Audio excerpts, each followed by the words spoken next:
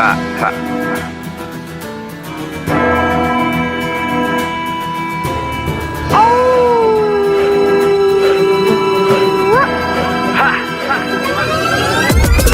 and swords, feel the wars, fighting my blood down to the core. Warriors from medieval age, fear the reign of night brigades. Crusades into the room, moving through the temples and tombs. Scared and placed, prepare to face Professor Awesome and the minions of doom. Professor Awesome and the minions of doom. Professor Awesome and the minions of doom. Professor Awesome and the minions of doom. Professor Awesome and the minions of doom. Professor Awesome and the minions of doom.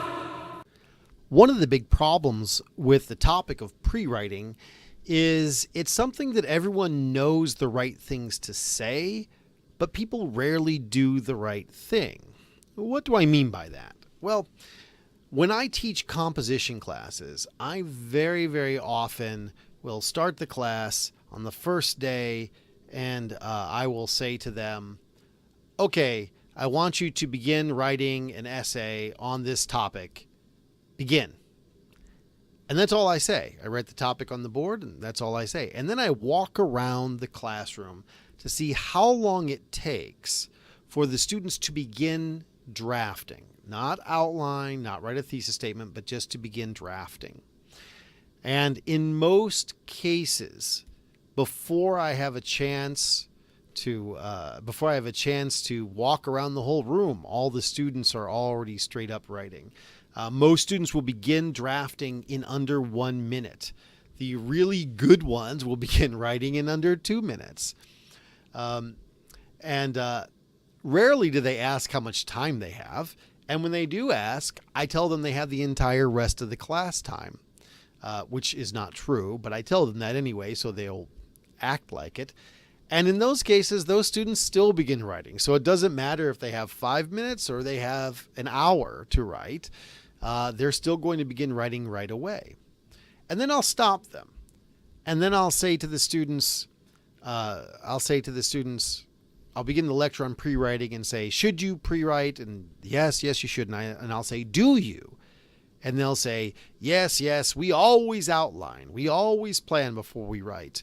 And then I say, would it surprise you to know that in this class, after 30 seconds, 14 of the 24 people in here were already writing and had stopped pre-writing. And after 1 minute and 45 seconds, everyone had stopped. And by the way, even if I give a lecture on pre-writing in class, and then immediately do this, people still do it right away. I essentially have to force them to try. And the truth is, everyone knows they should, but people don't. And that's just a bad idea. Because good writing isn't so much about talent, it's more about technique. Now, of course, some people are more talented at something than another person is. But in any craft, you can improve yourself by improving your technique. And pre-writing and planning is a necessary part of that technique. And so it reminds me of a time when I was a child. I would say maybe 10 years old, and my friend and I had found these 2 huge crates, big wooden boxes. And we decided we were going to put them together and make an underground fort. So we went out to this sandy field and we dug a huge hole in the ground. It was a lot of work for a couple of 10-year-olds. And we put the 2 crates in them and we put them together and we buried the crates. And only when we got the crates halfway buried did it occur to me to say to my friend, wait, if we put the 2 open sides of the crates together, how are we going to get into the crates? And he looked at me surprised and realized he hadn't thought of that either. Because we hadn't planned, we had no door for our little fortress. And this is what happens so often when people are writing. You would not build a house without first having a plan. Right? But people will write a paper on which their grade lies without having a plan. Right? Pre-writing is essential. So for any essay, even if it's not a research essay, before you begin doing anything else, you should sit down and write a thesis statement.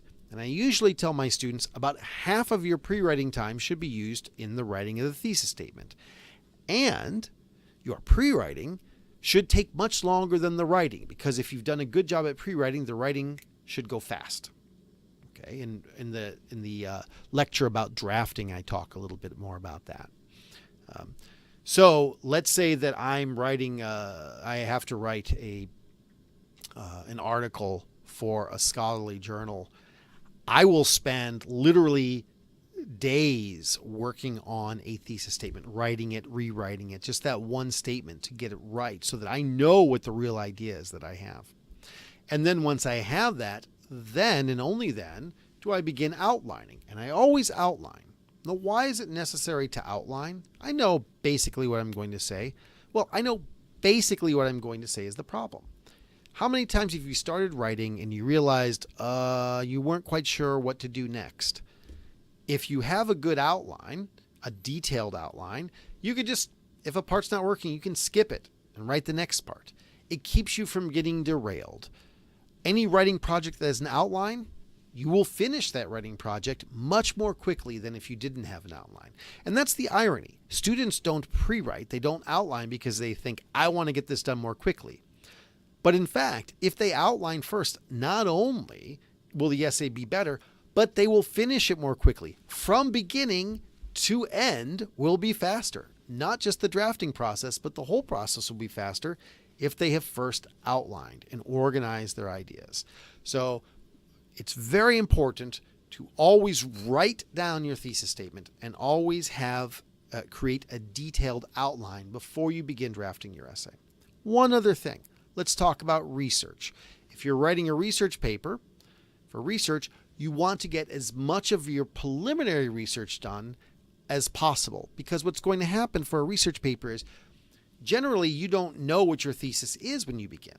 So you begin doing research until you come up with an idea for a thesis statement. Then what you want to do is you want to work on that thesis statement. And when you feel like you have a good thesis statement, now you return to your research and you look for evidence at that point that supports that thesis statement. And once you have that evidence, then you build the outline. And when you're done with the outline, you can look at the outline and say like, okay, but I'm still missing evidence for this one point, or this point seems weak. In which case you return one more time for research to fill in little holes. And then when it comes time to write your research paper, everything's laid out. You have a main idea, you have the structure through the body of the outline, and you have your evidence. If you've got a good argument, a structure, and evidence right there, you've got yourself a solid paper. That's why pre-writing is not only important, but it will save you time and save your grade.